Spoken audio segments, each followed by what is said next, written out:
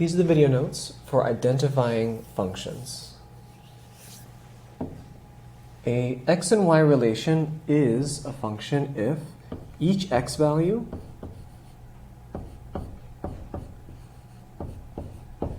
is paired with only one y value.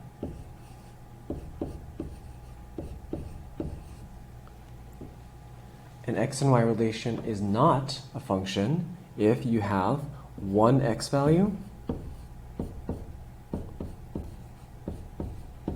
that's paired with more than one y value.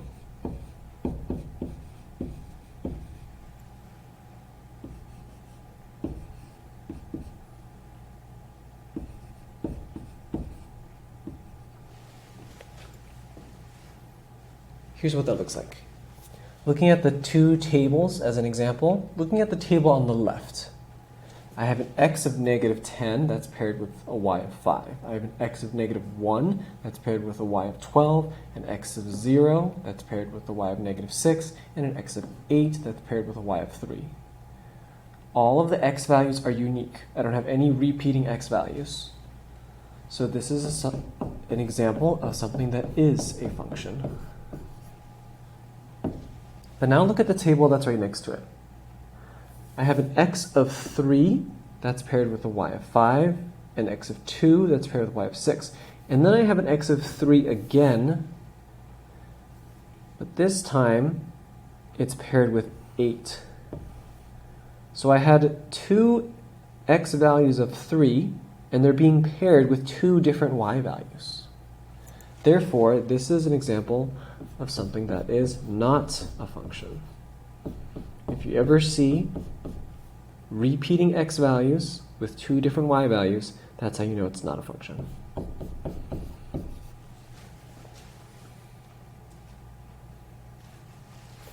Let's look at the mapping diagrams. In the mapping diagram on the left, the x of negative 2 is paired with negative 4. The x of 3 is paired with a y of negative 3. The x of 5 is paired with a negative 5. And the x of 6 is paired with a y of negative 4. Each of the x values is being paired with only one y value. There's only one arrow coming from each of those x values. Therefore, this is an example of something that is a function. Compare that to the mapping diagram on the right. The x of 3 points to a y of negative 3. But now look at the x of 5. It points to a y of negative 4, and it also points to a y of negative 5. So here is one x value that's being paired with two different y values. We can't have that if it's going to be a function. So that's why the diagram on the right is not a function.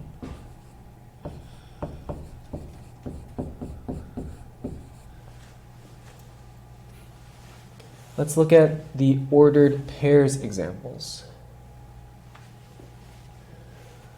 So here we have a series of x, y points. Remember that the first number is the x value, the second number is the y value. And I'm going to underline all of the x values in this first set. So I have an x of 3, an x of negative 8, an x of 5, an x of 12, and an x of 20. So those are 5 different x values, so I don't have any repeating x values. And each of those is paired with one y value, so this is an example of something that is a function. Looking at the next one, I'm going to underline each of the x values of these points. So I have an x of 3, an x of 4, an x of 5, another x of 4, and then x of 20.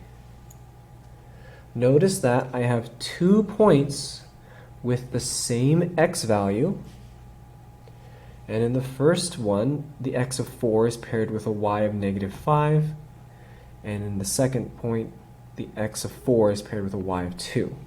So that's one x value of 4 being paired with two different y values. Therefore, this is not a function. if you see repeating x values paired with different y values, that tells you it's not a function. Last example, let's look at the graphs. For a graph, to determine if any x values have more than one y value, you can use the vertical line test. The vertical line test works like this. My graph, my function is this right here, right? This kind of like a arrow pointing thing.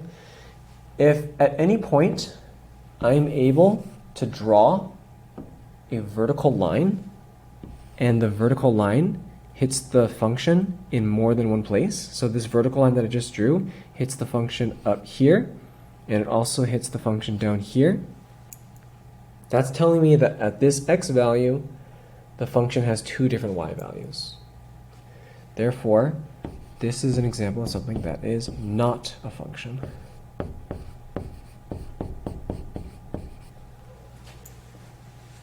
Looking at the example on the right, the function is this wave. Anywhere I draw a vertical line, so if I draw it here, it hits the function right there, only 1 point, not 2. And anywhere else that I draw a vertical line, it's only going to hit the function at 1 point. There's nowhere I can draw a vertical line where it would hit this function at 2 points. Therefore, this is an example of something that is a function.